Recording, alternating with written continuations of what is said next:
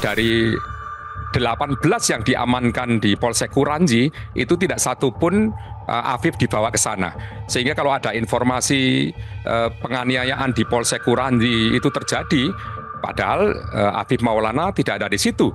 Dan bahkan di Polsek Kuranji, Aditya yang memboncengkan Afif Maulana itu menyampaikan kembali kepada anggota Polri yang memeriksa di situ bahwa teman saya yang tadi saya bonceng itu melompat ke sungai.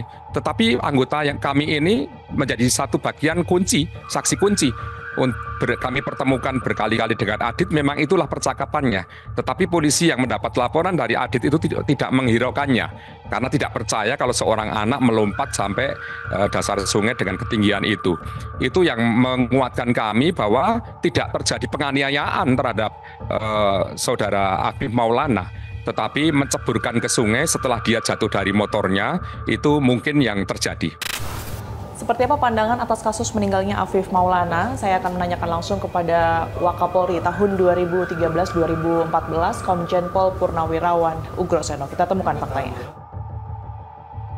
Saya ingin Anda menyoroti mengenai kasus meninggalnya Afif Maulana, Pak Ugro, yang saat ini masih terus dibahas.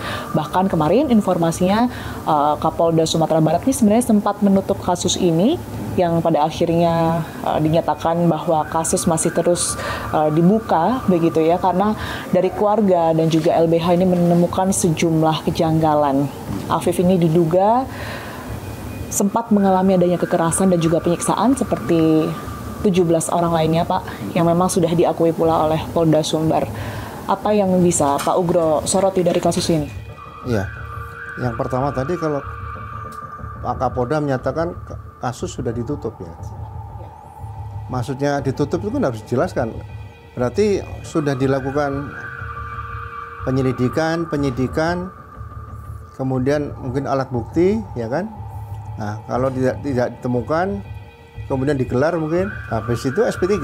Ditutup ini dalam rangka secara yuridis kan nggak jelas nih. Jadi jangan sampai nanti rekan-rekan mahasiswa masyarakat menilainya, oh berarti ini bukan ditutup tapi ditutup-tutupi, itu yang bahaya di situ. Kalau dari Kapolda kan ini sebenarnya sudah begitu yakin bahwa Afif Maulana akan melakukan tawuran dan kemudian ini meninggalnya karena lompat dari jembatan ke sungai. Ini berdasarkan satu keterangan saksi atas nama Adit begitu, yang pada saat itu memang diketahui membonceng korban Afif Maulana ini. Tapi kalau Anda melihat, Pak, apakah bisa instansi Polri ini menarik kesimpulan begitu hanya berdasarkan satu keterangan saksi, sementara untuk saksi-saksi lainnya ini sebenarnya belum selesai untuk diperiksa berkaitan dengan meninggalnya Afif Maulana ini?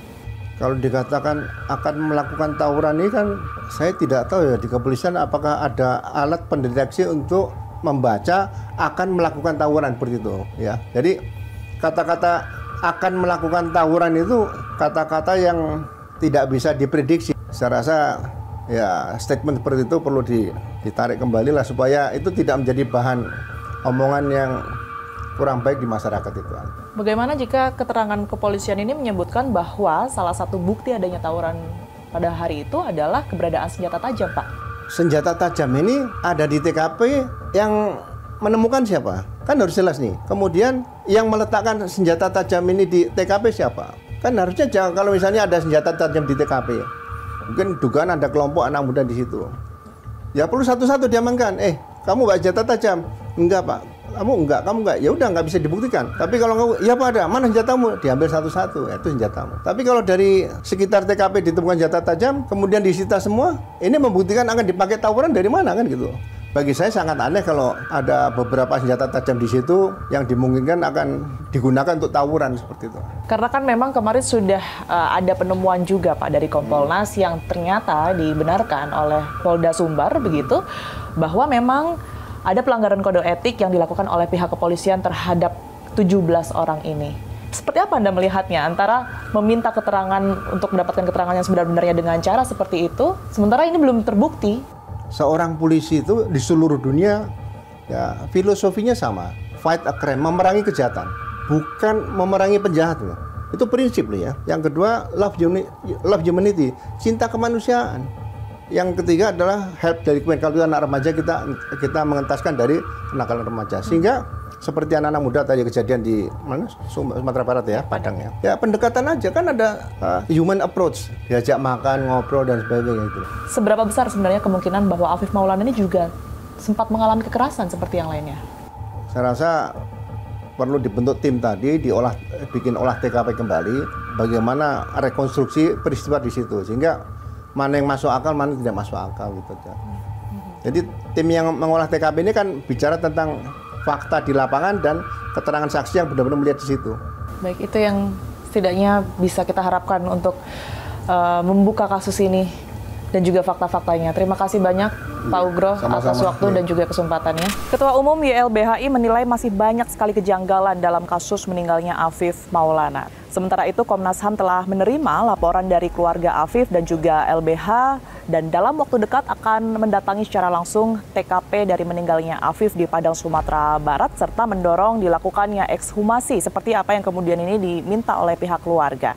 Di sisi lain, pemirsa, Wakapolri tahun 2013 hingga 2014 Komjen Pol Purnawirawan Ugrosena menyebutkan dan juga mengusulkan dibentuknya tim gabungan pencari fakta dalam pengusutan kasus ini. Saksikan terus Fakta setiap hari Senin pukul 20 waktu Indonesia Barat hanya di TV One.